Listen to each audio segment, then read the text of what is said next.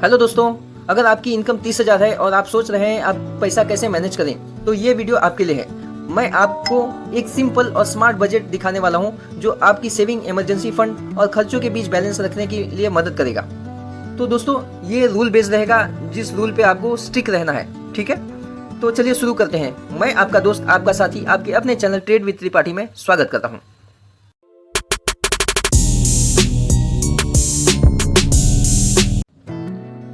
दोस्तों, अमेरिका की एक व्यक्ति जिसका नाम एलिजाबेथ वॉरेन था, उन्होंने अपनी एक पुस्तक लिखी, all your worth the ultimate life time money plan. ये मनी प्लान था 50, 30 और 20 रूल का, जो कि उस समय के दौर में बहुत फेमस हुआ अमेरिका में, और ये धीरे धीरे पूरी दुनिया में फेमस हो गया।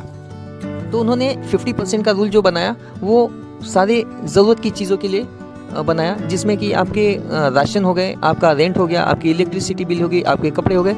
तो इन शॉर्ट कहें तो रोटी कपड़ा मकान की बात कर रहे थे वो, कि आपकी इनकम में 50% जो होना चाहिए वो रोटी कपड़ा मकान होनी चाहिए। अब उसके बाद में नियम बनाया उन्होंने 30% का। तो आपकी इनकम का 30% जो होता है वो आपकी इच्छाओं के लिए होना चाहिए। आज के दौर की बात करें तो OTT प्लेटफॉर्म हो गया, मूवीज़ हो गए, बाहर आउटसाइड में खाने का प्लान हो गया, कहीं घूमने का प्लान हो गया, तो उन सब चीज़ों की बात हो रही है। अब यहाँ पे 20% की भी बात हुई है। 20% आपकी बचत और निवेश का होना चाहिए दोस्तों। तो आज के हिसाब से आपका 20% जो है वो PPF अकाउंट में जो आप इन्वेस्टमेंट करते हैं, या फिर कहीं भी इंश्योरेंस है आपका, ये सब चीज़ों में आपका 20% का यूज़ होना चाहिए।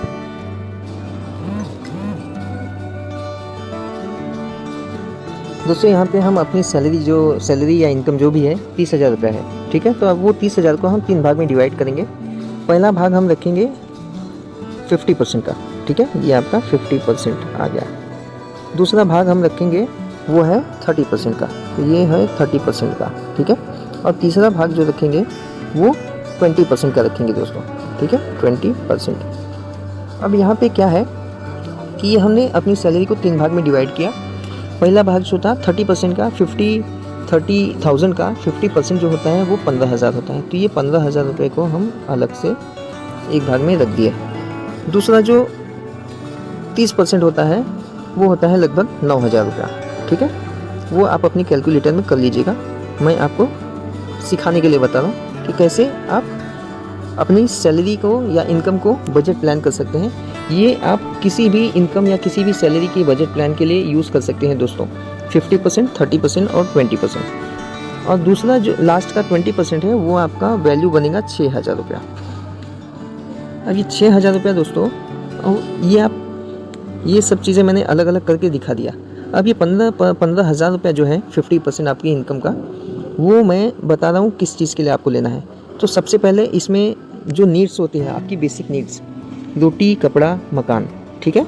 तो आप राशन के लिए यूज़ करेंगे, उसके बाद रेंट के लिए यूज़ करेंगे, आपके लाइट बिल इलेक्ट्रिसिटी के लिए यूज़ करेंगे, या फिर कोई ज़रूरत की चीज़ें, हेल्थ दवाइयाँ, ये सब चीज़ें हैं तो उसके लिए आप मेडिसिन के लिए यूज़ करेंगे, ठीक है? ये हो गया आपकी ज़रूरत की चीज़ें 50% में। उसके बाद में बारी आता है 30% की। 30% में आप अपनी इंटरटेनमेंट की चीज़ें का इस्तेमाल करेंगे। इंटरटेनमेंट में OTT हो गया, आपका OTT होता है, घर में TV होगा तो उसका कोई इंटरनेट का रिचार्ज हो गया, या फिर इंटरनेट वाईफाई हो गया, ठीक है? या फिर बाहर खाने का प्लान हो गया, या कहीं घूमने का प्लान हो गया तो आउटडोर का प्लान बन गया। तो ये चीज़ें जो है वो उन चीज़ों के लिए, कपड़े हो गए, कपड़े खरीद सकते हैं आप 30% के स्लैब में। तो आपको ये ध्यान रखना है कि आपको ये पर्टिकुलर अमाउंट है, इससे ज़्यादा खर्चा नहीं करना है। अगर इसमें भी बच जाता है तो वो आप अपनी सेविंग में या कहीं भी रख सकते हैं। अब यहाँ पे लास्ट का 20% जो है, 20% में आप जो है आपका PPF हो गया, या फिर कोई पॉलिसी होगा इंश्योरेंस का, इंश्योरेंस, या फिर आप जो है इसमें कोई इन्वेस्टमेंट करते हैं तो इन्वेस्टमेंट हो गया, ठीक है? ये सब चीज़ों को आप इसमें डिवाइड करेंगे, ठीक है? तब आपको ये याद रखना है कि ये 50%, आपने जो 50% पहला स्लैब आपने देखा है, इसमें 15,000 रुपये से ज़्यादा आपको खर्चा नहीं करना है। अगर आपका खर्चा इससे ज़्यादा होता है तो आप यहाँ से यूज़ कर सकते हैं, ये सेकंड वाले स्लैब में, ये वाले स्लैब से आप यूज़ कर सकते हैं 30% वाले में से, ठीक है। लेकिन आपको 50 और ये 30 मिला के हो गया 80, ये मिला के प्लस हो गया 80, ठीक है। तो ये 2 स्लैब तो आप यूज़ कीजिएगा, और उसके बाद में ये लास्ट वाला स्लैब आपको स्ट्रिक्टली फॉलो करना है दोस्तों। आपको बहुत सारी चीज़ें ऐसी होती हैं जो कि इमरजेंसी में अगर कुछ आपने प्लान नहीं किया है तो इमरजेंसी में आपको पैसे दूसरे से उधारी मांगनी पड़ेगी, और उधारी मतलब जी का जंजाल होता है। आपने चाणक्य नीति आपने पढ़ी होगी, अगर नहीं पढ़ी तो मैं बता देता हूँ कि चाणक्य जी ने बताया है कि जहाँ पर भी रोग, दुश्मन और कर्ज जहाँ कहीं भी मिले उसको ख़त्म करो। तो अगर आपके पास कर्ज है तो आप तो तकलीफ़ में हैं, अगर आपके पास कर्ज नहीं है, कर्ज मुक्त है, तो आप इस स्ट्रेटजी का इस्तेमाल कीजिए। बहुत काम की चीज़ है दोस्तों, बहुत ही काम की चीज़ है। ये कोई भी नहीं बताता, किसी स्कूल में, किसी कॉलेज में कोई नहीं बताता कि आपकी अपने पर्सनल चीज़ों को कैसे इस्तेमाल करना चाहिए। तो इन चीज़ों को आप ध्यान में रखिए, और इस तरीके से अपने फाइनेंस को प्लान करेंगे तो आपका ग्रोथ होगा दोस्तों, आप आगे बढ़ पाएंगे, नहीं तो नहीं कुछ हो पाएगा। अब मैं ये बताने जा रहा हूँ कि अगर आपके खर्चे कम हो गए हैं, आदत हैबिट्स आपकी ऐसी है कि आपको ज़्यादा इंटरटेनमेंट की ज़रूरत नहीं होती, ज़्यादा आउटसाइड की प्लान नहीं होती, आपको बुक्स पढ़ने की इच्छा है या फिर OTT वगैरह देखते नहीं हो, तो आप इस पैसे को बुक में लगाइए या फिर कहीं लर्निंग में लगाइए, तो उससे आपका कुछ बड़ा हो सकता है, कुछ भला हो सकता है। तो लर्निंग पे फोकस कीजिए। अच्छा, अब ये सब चीज़ें तो हो गई, इसके अलावा और क्या हो सकता है? तो इसके अलावा भी बहुत कुछ है दोस्तों। इसके अलावा ये है कि आप ये 50% तो चीज़ें समझ में आ गई, ठीक है, लेकिन अब इसमें लर्निंग होता है। अगर आपका ये स्लैब जो है बैठता है 15,000, 9,000 और 6,000, तो ये तो आपको फिक्स है कि ये इनकम तो होना ही है, ठीक है। अगर ये इनकम पॉसिबल नहीं है तो सेकंड स्लैब का इस्तेमाल कर सकते हैं। अगर सेकंड स्लैब भी बच जाता है आपका, अगर पैसे आपके पास बचते हैं, तो इसे लर्निंग में यूज़ कीजिए। किसमें? लर्निंग में यूज़ कीजिए। अब लर्निंग के लिए कोई एज लिमिट फिक्स नहीं होता, कोई एज मैटर नहीं करता कि आप इसमें इसी एज में कुछ सीख पाएंगे। लर्निंग के लिए कोई एज लिमिट नहीं होती दोस्तों। आप बिंदास जो है, जो सीखना है आप फ्री हैं। अगर फाइनेंशियली फ्री होना है तो ये आपको स्ट्रेटजी अपनानी होगी, ठीक है। अब यहाँ पे ये लर्निंग से आप कितना कमाई कर सकते हैं इसका भी ध्यान रखिएगा, ठीक है।